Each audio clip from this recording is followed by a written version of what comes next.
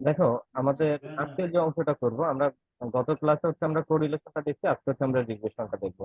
তো regression equation, এই regression ইকুয়েশনকে দুই ভাগে ভাগ করা হয়। একটা হচ্ছে ওয়াই অন এক্স, আর একটা হচ্ছে X on Y. Regression equation হচ্ছে আমাদের দুইটা, একটা হচ্ছে ওয়াই অন এক্স আর একটা হচ্ছে এক্স অন ওয়াই। তো এইখানে দেখি যে প্রথম হচ্ছে আমরা ওয়াই অন এক্স সমীকরণটা, ওয়াই অন এক্স সমীকরণের সূত্র আছে হচ্ছে দুইটা, একটা হচ্ছে Y equal A one plus B on X, এই একটা সূত্র আছে। আর একটা সূত্র আছে হচ্ছে আমাদের Y minus Y bar, Y minus Y bar equal হচ্ছে R into sigma Y by sigma X into X minus X bar. এখন কথা হচ্ছে আমাদের যেহেতু সূত্র দুইটা, আমি কখন কোন সূত্রটা অ্যাপ্লাই করব? যখন এক্স এবং ওয়াই এর ভ্যালু দেওয়া থাকে তখন আমরা প্রথম সূত্রটা দিয়ে করব। আর যখন আমাদের গড়, মানে মিন, স্ট্যান্ডার্ড ডিভিয়েশন, কোরিলেশন অথবা ভেরিয়েন্স, এগুলো মান আকারে যখন দেওয়া থাকবে তখন আমরা এই নিচের সূত্রটা দিয়ে করব, মানে অরের সূত্রটা দিয়ে করব, যে ওয়াই বারের সূত্রটা দিয়ে। এখন আমরা যদি প্রথম সূত্রটা দিয়ে করতে চাই তাহলে দেখো এখানে আমাদের এ ওয়ান এবং বি ওয়ানটা বের করতে হবে। তো বিয়ন বের করার সূত্রটা কি? বিয়ন বের করার সূত্র হচ্ছে, আমরা যদি কোরিলেশনের সূত্রটা আমাদের মনে থাকে তাহলে দেখো কোরিলেশনের উপরের অংশটা প্রথমে বসালাম, বসানোর পরে বিয়নে এক্স এর অংশটুকু নিচ্ছি, কোরিলেশনের এক্স এর যে অংশটুকু আছে সেই অংশটুকু, মানে এই অংশটুকু নিয়ে আমরা কিন্তু বিয়ন বের করছি। এরপর হচ্ছে এয়ন, এয়ন কিভাবে বের করবো? এয়ন বের করার সূত্র হচ্ছে আমাদের ওয়াই বার মাইনাস হচ্ছে বিয়ন এক্স বার, এটা হচ্ছে এয়ন বের করার সূত্র। তার মানে যদিও এই সমীকরণে প্রথমে এ ওয়ান তারপরে বিয়ন থাকে, কিন্তু আসলে আমরা যখন ক্যালকুলেশন করতে যাব তখন আগে আমাদের বিয়ন বের করতে হবে, তারপরে আমাদের বিয়ন বের করতে হবে। এরপরে আপনি হচ্ছে এক্স ওয়ান ওয়াই, মানে আমাদের আরেকটা সমীকরণ যেটা এক্স ওয়ান ওয়াই সমীকরণ, সেখানে সূত্রটা হচ্ছে কি? দেখো, যখন যার সমীকরণ সে আগে বসে, এক্স ওয়ান ওয়াই, এক্স আগে ওয়াই কিন্তু পরে, তাহলে A two plus B two Y, এই হচ্ছে আমাদের এক্স ওয়ান ওয়াই সমীকরণের সূত্র। এবার যখন আমি বি টু বের করবো, বি টু বের করার সূত্র হচ্ছে এই সেম প্রসেস, বি ওয়ান যেভাবে বের করছি সেম প্রসেসে, উপরের অংশটা ঠিক থাকবে, নিচের অংশটা ওয়াই এর অপশন নিয়ে আসবে, ওয়াই এর অংশ নিয়ে আসবে, Y square minus summation Y তার হোল স্কোয়ার বাই হচ্ছে এন। আর এ টু কি? ওই যে দেখো এক্স সামনে, তাহলে এই কারণে এক্স বার মাইনাস বি, এখানে হচ্ছে x bar minus B one হবে না, এটা হবে হচ্ছে B two, x bar minus X bar minus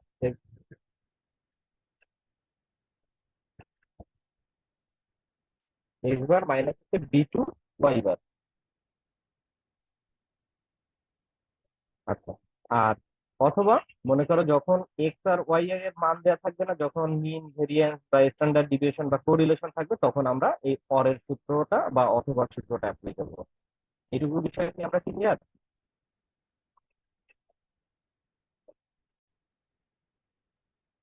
এখানে বলতে কি দেখো, compute the appropriate regression equation for the following data, মানে আমাদের এইখানে যে তথ্যগুলো আছে, নিচে যে তথ্যগুলো আছে সেই তথ্যগুলো থেকে আমাদের অ্যাপ্রোপ্রিয়েট, অ্যাপ্রোপ্রিয়েট মানে হচ্ছে উপযুক্ত, উপযুক্ত রিগ্রেশন ইকুয়েশন করতে বলছে। তো এই যে ইকুয়েশনটা করতে বলছে, এখানে যদি বলতো যে রিগ্রেশন ইকুয়েশন, মানে যদি এখানে ইকুয়েশনের পরে যদি জাস্ট এই এস কথাটা থাকতো তাহলে আমাদের দুইটাই করা লাগতো। কিন্তু যেহেতু বলছে ইকুয়েশন, আর সাথে একটা কথা বলে দিচ্ছে যে অ্যাপ্রোপ্রিয়েট, অ্যাপ্রোপ্রিয়েট মানে হচ্ছে উপযুক্ত বা যেটা সঠিক, শুধু সেইটা করতে হবে। তাহলে এখানে কিন্তু দুইটা ইকুয়েশন না, যে কোনো একটা ইকুয়েশন করতে হবে। এখন সেই ইকুয়েশন কোনটা? সেটা কি ওয়াই অন এক্স নাকি এক্স অন ওয়াই? কারণ আমরা জানি ইকুয়েশন হচ্ছে দুইটা, একটা হচ্ছে এক্স অন ওয়াই হয় আর একটা হচ্ছে ওয়াই অন এক্স হয়।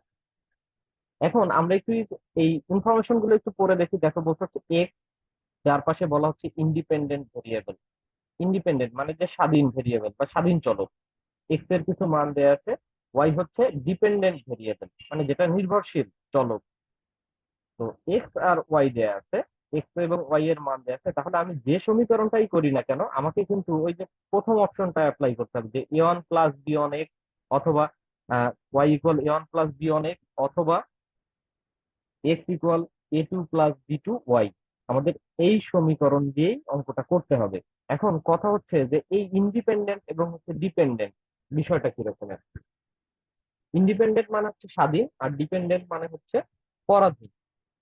বিষয়টা হচ্ছে এরকমের যে এই যে এক্স আর ওয়াই, এটা হয় সামনে থাকবে নতুবা পরে থাকবে, যে কোনো একটা।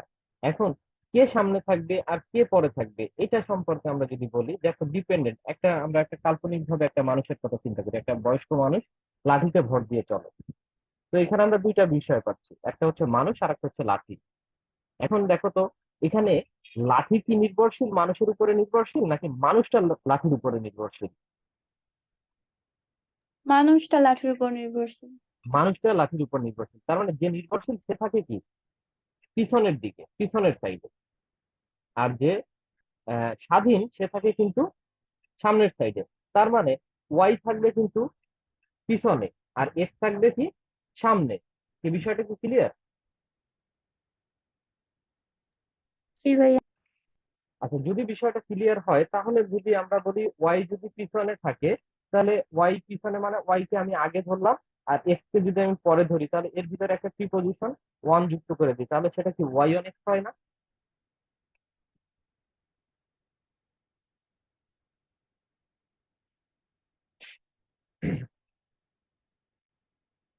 ভাই একটু আরেকবার। যেহেতু আমি বলছি হচ্ছে ওয়াই পিছনে থাকবে, মানে ওয়াই কে যদি আমি পিছনে রাখি বা পিছনে, বা বলতে হচ্ছে আমি আগে যদি রাখি, তাহলে ওয়াই কে আগে রাখলাম। আর এক্স কে রাখবো হচ্ছে কোথায়? এক্স কে রাখবো হচ্ছে সামনে আমি। তাহলে এক্স কে সামনে রাখলাম, তাহলে এর ভিতরে আমি জাস্ট ওয়ান কথাটা যদি জুড়ে দিই তাহলে হচ্ছে সেটা কি দাঁড়ায়? ওয়াই অন এক্স দাঁড়ায় না? হ্যাঁ। আচ্ছা, তাহলে আমাকে এইখানে যে অ্যাপ্রোপ্রিয়েট ইকুয়েশনটা করতে বলছে, সেই অ্যাপ্রোপ্রিয়েট ইকুয়েশনটা কিন্তু হচ্ছে আমাদের ওয়াই অন এক্স। আমি কি কথাটাকে ক্লিয়ার করতে পারলাম? মানে ভাইয়া যার উপর নির্ভরশীল থাকবে সেইটা পিছনে থাকবে, তাই তো? হ্যাঁ, ওই একটা বয়স্ক মানুষের কথাই চিন্তা করবো, লাঠিতে ভর দিয়ে যদি চলো, তাহলে সেই ক্ষেত্রে মানুষ হচ্ছে তোমার ডিপেন্ডেন্ট, তার মানে সে থাকবে পিছনের সাইডে, মানে আগের সাইডে, আগে থাকবে। আর যে লাঠি সে থাকবে হচ্ছে তোমার সামনের সাইডে, মানে সেটা আমরা আগে বলতে পারি। তো সেই ক্ষেত্রে আমরা এটাকে বলতে পারি হচ্ছে আমাকে এখানে ওয়াই অন এক্স সমীকরণ করতে বলছে। এখন ওয়াই অন এক্স সমীকরণের আমরা সূত্র দেখলাম হচ্ছে দুইটা সূত্র দেখছি। একটা হচ্ছে A one plus B on X, আর একটা হচ্ছে Y minus Y bar equal হচ্ছে R into sigma Y by sigma X into X minus X bar. তো এখানে যেহেতু এক্স এবং ওয়াই এর চলক আকারে মান দিয়েছে, তার মানে আমাদের এই সূত্রটা অ্যাপ্লাই করতে হবে। তাহলে এই সূত্রটা যদি অ্যাপ্লাই করি, অ্যাপ্লাই করতে গেলে দেখো যে আমার বি ওয়ান এবং এ ওয়ান বের করতে হবে। তো বিয়ন এবং ইয়ন বের করতে গেলে আমাদের দেখো যে মানগুলো লাগে, বিশেষ করে বিয়নের ক্ষেত্রে দেখো আমাদের চারটা মান লাগবে। দেখো সামেশন এক্স ওয়াই লাগবে, মানে এক্স ওয়াই এর একটা ঘর লাগবে, এক্স এর জন্য একটা ঘর লাগবে, ওয়াই এর জন্য একটা ঘর লাগবে, আর এক্স স্কোয়ার এর জন্য একটা ঘর লাগবে। কথা কি আমি বুঝাইতে পারছি?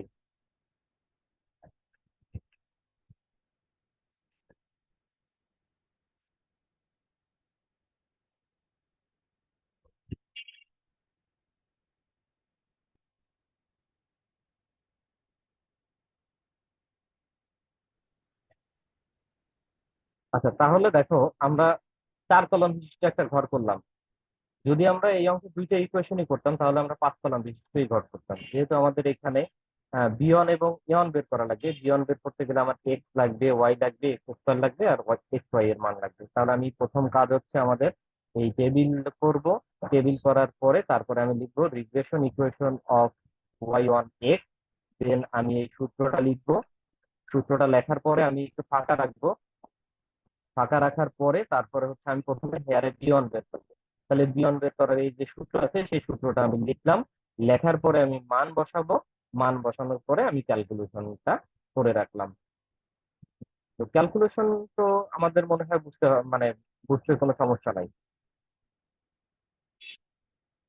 জি ভাইয়া, সমস্যা নাই। আচ্ছা, দেন এরপরে হচ্ছে কি, যেহেতু আমি এই সমীকরণের বিয়নটা পেয়ে গেলাম, এবার আমার ইয়ন বের করতে হবে। তাহলে ইয়ন বের করার সূত্রটা লিখবো। ইয়ন বের করার সূত্রটা হচ্ছে আমাদের ওয়াই বার মাইনাস হচ্ছে বিয়ন এক্স বার, এটা হচ্ছে আমাদের ইয়ন বের করার সূত্র। তো এখানে দেখো যে ওয়াই বার, এখন ওয়াই বার তো আমরা পাইনি, তাহলে ওয়াই বারটাকে আমাদের বের করতে হবে। তারপরে হচ্ছে কি আমাদের এক্স বার তো আমরা পাইনি, আমাকে এক্স বার বের করতে হবে। তো এই জিনিসগুলো আমরা বের করে নিব। তাহলে দেখো একটু ফাঁকা রেখে, মানে আমরা যতটুকু দুইটা লাইন ফাঁকা রেখে আমি এক্স বারের মান বের করলাম, আর গড় বের করার জন্য সূত্রটা হচ্ছে সামেশন এক্স বাই এন। তাহলে সেইভাবে করে এক্স বার বের করলাম, ওয়াই বার বের করলাম। ওয়াই বার বের করার পরে তারপরে হচ্ছে আমি এখানে মানগুলো বসালাম। এখানে আমি মানগুলো বসিয়ে দিলাম। বসানোর পরে আমি এ ওয়ান এর মানটা বের করলাম। এবার এই যে মান দুইটা পাইলাম, এই মান দুইটা জাস্ট হচ্ছে এ ওয়ান এর মান বসাই দিলাম, বি ওয়ান এর মান বসাই দিলাম। আর এখানে যেহেতু ওই প্লাস আর মাইনাস আছে, এই কারণে প্লাসে মাইনাসে আর একটা লাইন টেনে নিয়ে আসলাম, মাইনাস 1.34x। এই হচ্ছে আমাদের equation y1x।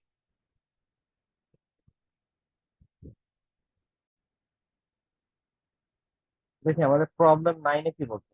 The following table gives the aptitude test score and productivity index of 10 workers selected at random। মানে এখানে আমাদের একটা টেবিলে কিছু ভ্যালু দেওয়া আছে, সেই ভ্যালুগুলোর মধ্যে হচ্ছে অ্যাপটিটিউড টেস্ট স্কোরের মান দেওয়া আছে এবং হচ্ছে প্রোডাক্টিভিটি ইন্ডেক্সের মান দেওয়া আছে। এরকমের 10 জন কর্মচারীর তথ্য এখানে সরবরাহ করা আছে। এরপরে আমাদের এখানে দেখতে পাচ্ছি হচ্ছে এস্টিমেট, মানে হচ্ছে আমাদের নির্ণয় করার কথা বলছে। Estimate the productivity index. আচ্ছা, প্রোডাক্টিভিটি ইন্ডেক্সকে এস্টিমেট বা নির্ণয় করার কথা বলছে অফ এ ওয়ার্কার, একজন ওয়ার্কারের who whose test score is 92, মানে যার টেস্ট স্কোর হচ্ছে কত, 92। তার মানে আমি এখানে এই দুইটা মানকে আমি দুইটা জিনিস ধরে নিব। মনে করো আমি যদি অ্যাটিটিউড স্কোরটাকে হচ্ছে আমি এক্স বলি, অ্যাটিটিউড টেস্ট স্কোরকে যদি আমি এক্স বলি, এটাকে যদি আমি এক্স বলি,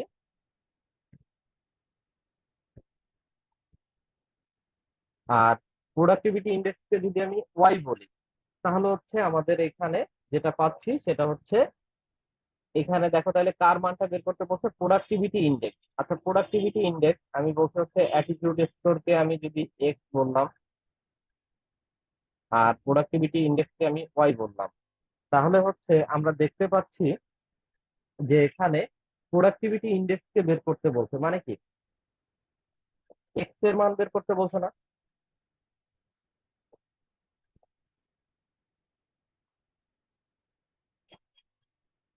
এক্স এর মান বের করতে বলছে নাকি ওয়াই এর মান বের করতে বলছে?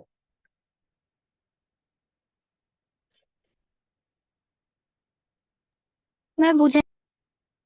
আচ্ছা, না বুঝলে একটা জিনিস একটু খেয়াল করো যে এখানে বলছে এস্টিমেট দ্য প্রোডাক্টিভিটি ইন্ডেক্স। আচ্ছা, প্রোডাক্টিভিটি ইন্ডেক্সে আমি কি ধরছি, ওয়াই। ওয়াই ধরছি। আর বলতে হচ্ছে কি এস্টিমেট প্রোডাক্টিভিটি ইন্ডেক্স, মানে হচ্ছে আমাকে ওয়াই এর মানটাকে বের করতে বলছে। আচ্ছা, ওয়াই এর মানটাকে বের করতে বলছে। তাহলে আর কি দেয়া আছে? টেস্ট দেয়া আছে স্কোর দিয়েছে। টেস্ট স্কোর, মানে হচ্ছে কত, এই যে দেখো স্কোর লেখা আছে। তাহলে স্কোর মানে হচ্ছে আমাদের এটা কি বলতে পারি, এটা হচ্ছে আমাদের এক্স এর মান দেয়া আছে। হ্যাঁ। আচ্ছা, এক্স এর মান দেয়া আছে আর ওয়াই এর মান বের করতে বলতে। এখন আমরা যখন বীজগণিতে অঙ্ক করতাম, সমাধান যখন করতাম সমীকরণে, যদি এক্স বা ওয়াই এর মান বের করতে চাইতাম তাহলে সেটাকে আমরা কোথায় লিখতাম, বাম পাশে না ডান পাশে? ডান পাশে। জি, না সরি, বাম পাশে, বাম পাশে। বাম পাশে লিখতাম। তাহলে হচ্ছে আমাকে যদি ওয়াই কে বাম পাশে রাখতে হয় তাহলে এক্স কে কোন পাশে রাখতে হবে? বাম পাশে। ওয়াই কে বাম পাশে রাখলে আমাকে কিন্তু এক্স কে ডান পাশে রাখতে হবে। তাহলে এর ভিতরে যদি আমি ওয়ান কথাটা জুড়ে দিই তাহলে সেটা কি দাঁড়ায়, ওয়াই অন এক্স সমীকরণ দাঁড়ায় না? জি ভাইয়া। আচ্ছা, এবার আসছে হচ্ছে 2 নম্বরটায় বলছে হচ্ছে এস্টিমেট। ওই এস্টিমেট কিন্তু প্রথম থেকেই থাকতেছে, এস্টিমেট টেস্ট স্কোরকে এস্টিমেট করার কথা বলছে, মানে হচ্ছে কি টেস্ট স্কোর মানে হচ্ছে এক্স এর মান বের করো। আচ্ছা, এক্স এর মান বের করতে বলছে। যদি কি হয়, যদি বলছে হুজ হুজ প্রোডাক্টিভিটি ইন্ডেক্স মানে হচ্ছে ওয়াই। যদি ওয়াই এর মান কত হয়, যদি ওয়াই আমাদের 75 হয়, তাহলে দেখো যে এক্স এর মান যদি বের করতে চাই তাহলে এক্স তো নিঃসন্দেহে বাম পাশে থাকবে আর ওয়াই এর মানটা তাহলে ডান পাশে থাকবে। তার মানে এর ভিতরে যদি আমি অন বলি তাহলে এটা হচ্ছে x1 ওয়াই। ক্লিয়ার? জি ভাইয়া। আচ্ছা, তাহলে আমরা যখন ওয়াই এর মান বের করতে চাবো তাহলে তখন আমাদের ওয়াই অন এক্স সমীকরণ করে নিতে হবে। আমরা যদি এক্স এর মান বের করতে চাই তাহলে আমাকে x1 ওয়াই সমীকরণ করে নিতে হবে, যদি সমীকরণটা দেয়া না থাকে। কথা কি বুঝাতে পারলাম? যে আমাদের যদি কখনো ওয়াই এর মান বের করতে বলে তাহলে সেই ক্ষেত্রে আমাকে কি করতে হবে, সেই ক্ষেত্রে আমাকে ওয়াই অন এক্স সমীকরণ করে নিতে হবে। আর আমাকে যদি এক্স এর মান বের করতে হয় তাহলে সেই ক্ষেত্রে আমাদের x1 ওয়াই সমীকরণ করে নিতে হবে। কারণ কি, কারণ হচ্ছে